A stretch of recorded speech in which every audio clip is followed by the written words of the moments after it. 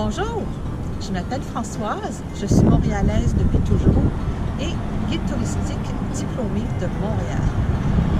Nous nous trouvons en ce moment en plein cœur du centre-ville, à un de mes moments préférés de l'année, la floraison des pommetiers. Saviez-vous que le pommetier est un des emblèmes floraux de notre ville? Et derrière moi, vous apercevez le campus de l'Université McGill, au pied du Mont-Royal, qui a donné son nom à Montréal. En 2019, 11 millions de visiteurs sont venus des quatre coins du monde pour découvrir la métropole la plus francophone de l'Amérique du Nord, connue pour son mélange heureux de modernité nord-américaine et de charme européen. Cet été, très peu seront au rendez-vous. C'est donc l'occasion rêvée de découvrir ou redécouvrir Montréal. La très élégante rue Sherbrooke regorge d'œuvres d'art public. Cet été, vous pourrez vous faire photographier avec elle sans avoir à attendre votre photo.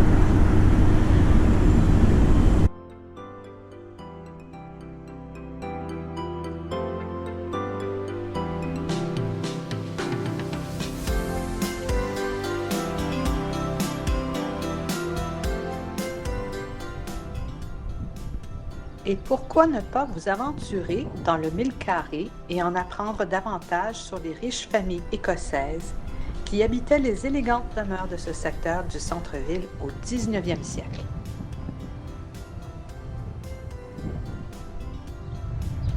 Le Vieux-Montréal est incontestablement le quartier le plus achalandé pendant la saison touristique.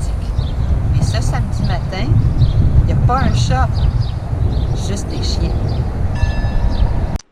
Pour les plus jeunes, j'aime bien donner vie aux personnages et événements historiques qui ont façonné notre histoire.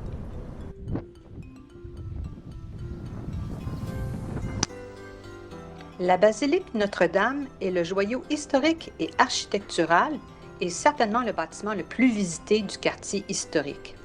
En attendant le retour des foules, elle garde l'œil sur le monument à Paul Chomédé de Maisonneuve et la Banque de Montréal juste en face. On peut flâner pendant des heures sur la rue Saint-Paul, flanquée de galeries d'art, d'hôtels charmants, de restos branchés et de boutiques haut de gamme. C'est à la fois la plus ancienne rue de la ville et l'artère commerciale par excellence du Vieux-Montréal.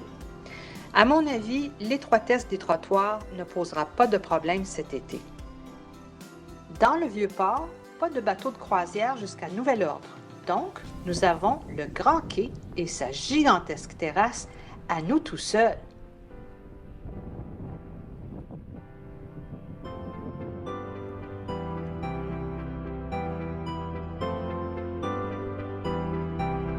Les résidents du Myland, un quartier très tendance, sont pris d'assaut par les touristes depuis quelque temps. Mais cet été, ils vont pouvoir souffler un peu. File interminable chez Saint-Viateur Bagel, un incontournable montréalais depuis 1957. Vous planifiez des vacances à Balconville et vous cherchez une activité à faire en famille, ou vous êtes à la recherche d'un cadeau original, ou bien vous vous demandez tout simplement pourquoi des millions de touristes sont attirés à Montréal. Eh bien, jouez les touristes chez vous.